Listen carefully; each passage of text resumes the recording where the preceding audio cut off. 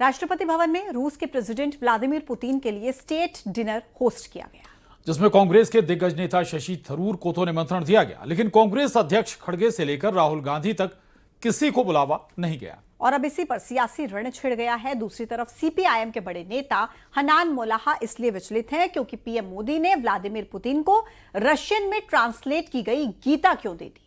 उनका दावा है कि प्रधानमंत्री मोदी भारत को हिंदू राष्ट्र बनाना चाहते हैं।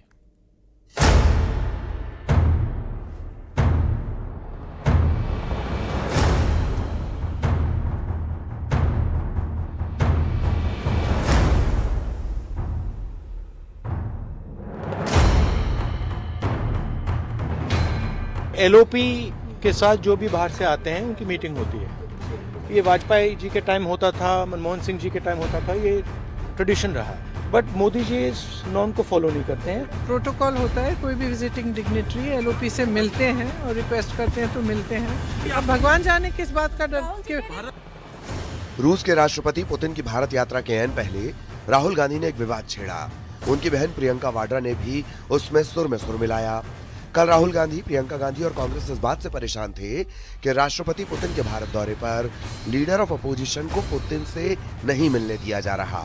और आज विवाद इस बात को लेकर है कि राहुल गांधी को पुतिन से मिलने का निमंत्रण नहीं मिला, तो कांग्रेस सांसद शशि थरूर को राष्ट्रपति भवन के डिनर कार्यक्रम में इन्विटेशन कैसे आ गया।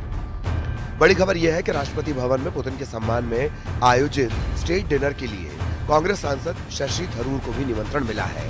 शशि थरूर कांग्रेस के अकेले ऐसे नेता हैं जिन्हें राष्ट्रपति भवन में आयोजित इस डिनर में बुलाया गया।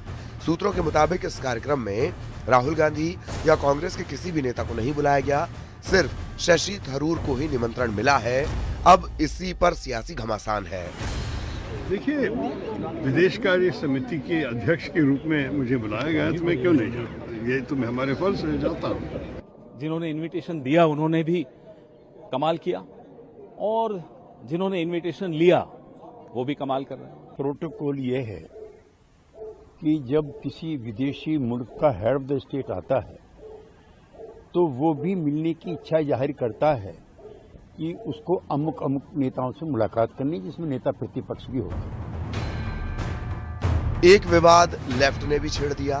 पीएम मोदी ने राष्ट्रपति पुतिन को रूसी भाषा में अनुवाद की गई भगवत गीता की एक कॉपी भेंट की, लेकिन लेफ्ट को ये चुभ गया।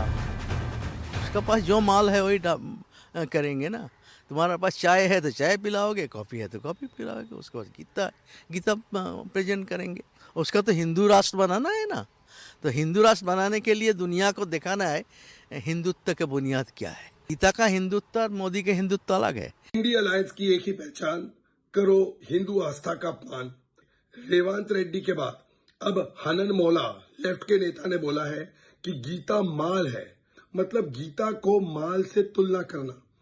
वो गीता जिसमें करोड़ों करोड़ों लोगों की आस्था है। अब सवाल यह है कि जब एक बड़ा विदेशी मेहमान भारत यात्रा पर है और इस यात्रा के बीच क्या विपक्ष की यह सियासत उचित है? Bureau report, news 18।